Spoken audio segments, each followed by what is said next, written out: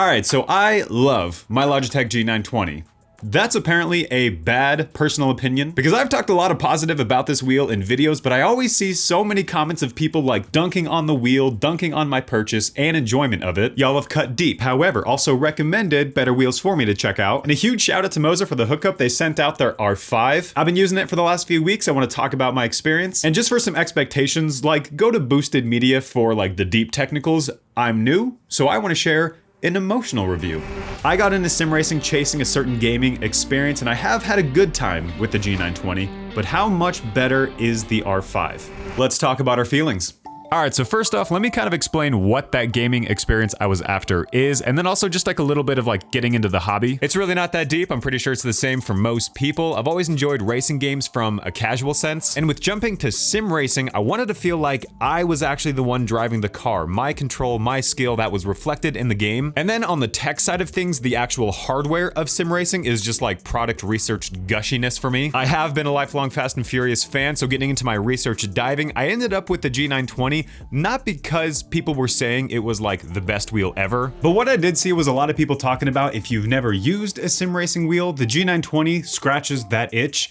And it does. Sim racing obviously suggests a level of realism. The G920 is, I don't want to call it a toy because it's not, but I also wouldn't call it premium. It kind of lives somewhere in the middle. It gets you going for sure, but it also kind of leaves you wanting more. But when you do hop off a controller in something like Forza Horizon and onto a good wheel game like Assetto Corsa for the first time, you start to realize why people don't just like buy cars and have multi-$1,000 sim setups. And I would stand behind as long as you don't buy the G920 on the Amazon normal listing price and you don't have any prior hardware experience, you're gonna have a good time. But now let's actually talk about Moza because this is a level up across the board. And if you're like me with your hobbies and money willing, even if you're just getting into something, you would rather save a little bit longer for something more premium prosumer anyway. You hit that like immediately with the R5. Just taking this thing out of the box, even though the footprint of the base is pretty small, the weight is like, okay, I bought something nice. The whole black and white color scheme going on. I love all the buttons across the front of the wheel for in-game control. Mwah. And then even though the pedals are kind of on the light-ish side from what I was expecting, they have held up well in game. All of that does add up to a very nice tactile experience, surprising or not, but it's nice either way because it is like twice the normal price of a G920. The weight of the R5, very nice. The feel of the R5, it's like no small added immersion for what the sim experience that this product is for. It's all absolutely fantastic tactile experience, but obviously all the magic stuff goes on inside.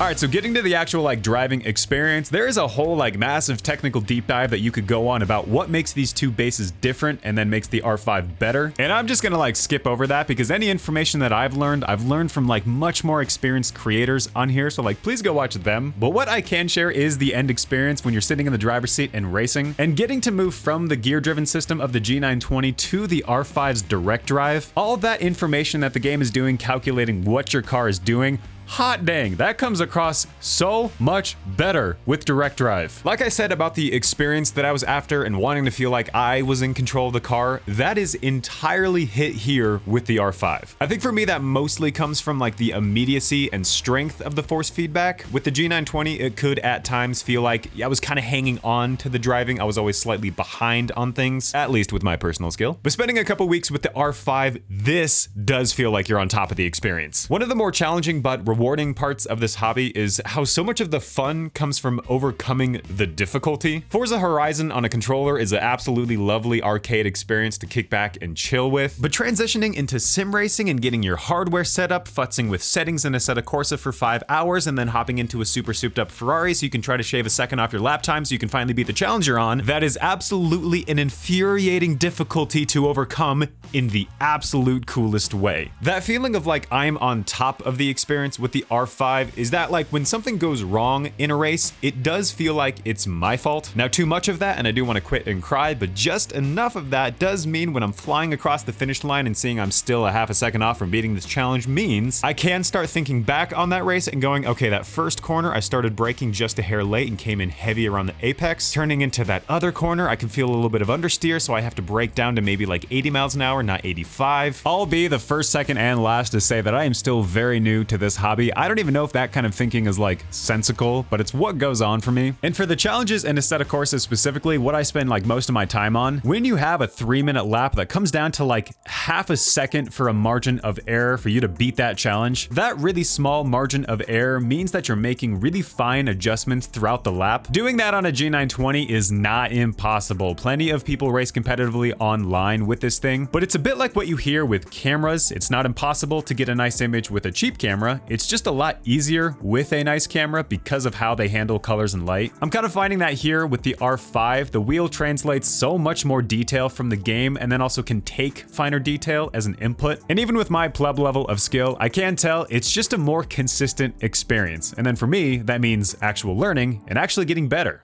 But now this wouldn't be an emotional review if we didn't do a little introspective gushing. So after you've hardwired up, you've dialed in your software settings to perfection 4 different times, and you actually sit down in the game and do a session, what is that feeling that you're left with? Well, after a couple weeks with the R5, it's kind of 2 things. The first one, I know how this is gonna sound, it's almost like a respect of the craft and the hobby. I've always like had some kind of racing game that I've liked to play off and on, but I've always played those on a controller, and I have like at least braking assistive lines on and play them like full gas, full brake, not really anything in between. As it would turn out, it's a little more nuanced gameplay than that, and I've tried to like take advantage of getting really cool opportunity to check out super dope hardware. So trying to do the like actual learning and hopping in game and turning off all the normal assistive stuff, you actually have to like learn the track. You're looking at like the distance to the corner signs on the side of the road and like finding a braking point for each corner. You're looking at your speed as you're crossing the finish line, because if you're at some speed, you knew that you did like the previous corner well, and that's like good for your lap time. I'm still plenty hot garbage. I'm like barely beating challenges in Assetto Corsa, but like that difficulty, like I said, that's the fun,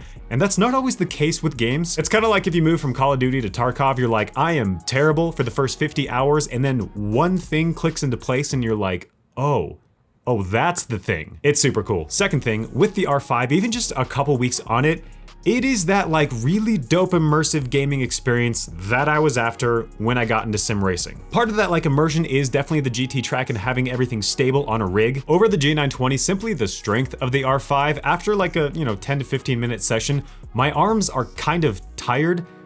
That probably says a good amount about my like workout regimen as well. And there's also a lot more wheels, much stronger than the R5, but nevertheless, it's true. All the buttons on the wheel, which by the way, the wheel looks gorgeous if I haven't said that a few times. All these buttons you can map to different commands in game, so you can like reset the race, go back to the pits, reset the entire session, and not having to like get up and reach for my mouse or reach around my monitor for my keyboard to kind of have to like reset everything, just like keeps me in the chair, keeps me at the wheel, and ultimately racing more, which is the goal. And it's a very addictive one more lap, right? Just like, oh, let me just get my time down a little bit. Completely the same thing as like one more turn in Civ. I loved that there. It's absolutely amazing here as well. And since y'all heavily commented on my G920 GTtrack imbalance for the last year, it's also fantastic to get that sorted as well. So that's it. That's some thoughts on the R5. A huge shout out to Moza. Thank you again. Thanks a ton for watching. Here's a really cute video of one of my dogs, and I'll see you in the next one.